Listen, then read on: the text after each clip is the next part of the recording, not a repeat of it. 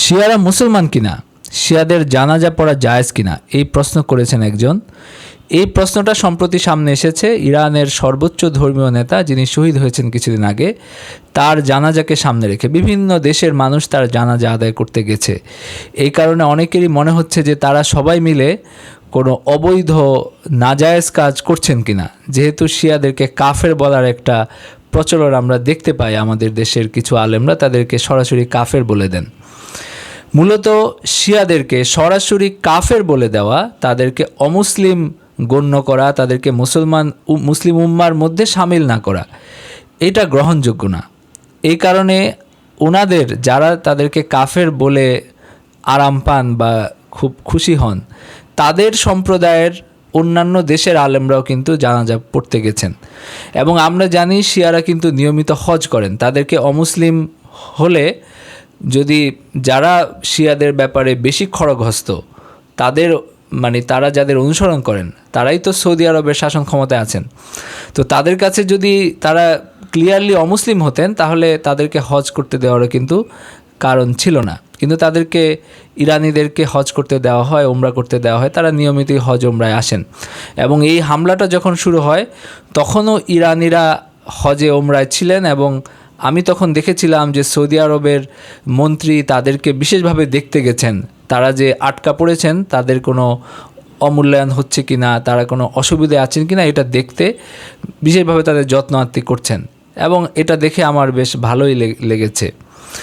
তো বিষয়টা হলো যে শিয়া সুন্নির যে মতবিরোধ, এটা সাহাবিদের সময় থেকে আছে। এবং এই ব্যাপারে আমার মধ্যে কোনো সন্দেহ নাই, এবং কারো মধ্যেই সন্দেহ থাকা উচিত না যে শিয়াদের যে চিন্তাভাবনা, যে চিন্তাধারা, এটা আসলে ইসলামের মূল আদর্শের সাথে যায় না। শিয়ারা মূলত ইসলামকে একটা রাজতান্ত্রিক একটা ধর্ম হিসাবে চিন্তা করে, একটা বংশীয় ব্যাপার হিসাবে চিন্তা করে। যেমন হলো আপনার ইরানি যে রাজবংশ ছিল, তারপরে বিভিন্ন অঞ্চলে যে রাজবংশ একসময় প্রচলিত ছিল, যাদের বংশ পরম্পরায় তাদের রাজতান্ত্রিক ধারাবাহিকতা চলতে থাকতো। শিয়াদের মতাদর্শে ইসলামটাকে এভাবে একটা বংশীয় সম্পত্তি হিসাবে দেখা হয়, এখানে একটা বংশীয় নেতৃত্ব থাকবে, এইটা তারা মনে করেন। যেহেতু ওই সময়ে বিভিন্ন এলাকায় রাজতন্ত্র ছিল এবং রাজাদেরকে মনে করা হতো যে তাদের রক্ত ঐশ্বরিক, এবং এই কারণেই সবাই তাদেরকে মানবে, নাহলে সবাই কেন তাদেরকে মানবে। তো এরকম একটা চিন্তাভাবনা থেকেই কিন্তু শিয়াদের উদ্ভব হয়। তারা মনে করেন যে নবীজি সাল্লাল্লাহু আলাইহি ওয়াসাল্লামের পরে কেন হযরত আবু বকর খলিফা হবেন, কেন ওমর খলিফা হবেন, যারা নবীজির রক্তের না, যারা কোরাইশি অন্যান্য গোত্রের, তারা কেন খলিফা হবেন? খলিফা হবেন তার রক্তধারার যিনি আছেন হযরত আলী রাদিয়াল্লাহু আনহু, তিনি খলিফা হবেন। এটা হলো চিন্তাভাবনা যে যেহেতু ওই ঐশ্বরিক রক্ত, ওই পবিত্র রক্ত হযরত আলীর মধ্যে আছে, সুতরাং তিনি খলিফা হবেন। তারপরে হযরত হাসান হোসেন খলিফা হবেন। এবং তাদের যে ইমামতের যে সিলসিলা, তারা যে ইমাম মানেন, এটাও হলো নবী বংশের সবাইকে তারা ইমাম বা খলিফার উপযুক্ত মনে করেন। এছাড়া কেউ ইমাম বা খলিফার উপযুক্ত না, এরকমই তাদের চিন্তাভাবনা। এবং এই চিন্তাভাবনা থেকেই মূলত এই মতাদর্শের উদ্ভব।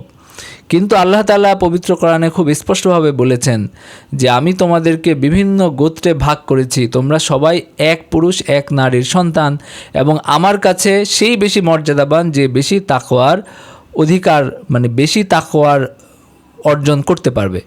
অর্থাৎ বেশি তাকওয়ার অধিকারী যে, সে নবী বংশের হোক, নবী বংশের বাইরে হোক, সে আল্লাহ তাআলার কাছে নবী বংশের মানুষের চেয়ে বেশি সম্মানিত হতে পারে। এই ব্যাপারে কোনো সন্দেহের অবকাশ নাই। রাসূলুল্লাহ সাল্লাল্লাহু আলাইহি ওয়াসাল্লাম তিনি সর্বকালের সর্বশ্রেষ্ঠ মানুষ, সে ব্যাপারেও কোনো সন্দেহ নাই।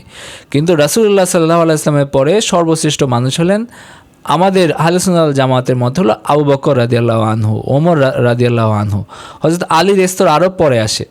তো শিয়াদের মতে এটা তো হতে পারে না, কারণ হলো তাদের শরীরে তো ওই পবিত্র রক্তধারা, নবীর রক্তধারা নাই। সুতরাং শ্রেষ্ঠ মানুষ হবেন নবীজি, এরপরে হযরত আলী রাদিয়াল্লাহু আনহু। অনেকে আবার তাদের মধ্যে আরও বেশি বিভ্রান্ত যারা, তারা তাকে পায় নবীর সমপর্যায়ে নিয়ে যান, এরকম মতাদর্শ তাদের মধ্যে আছে।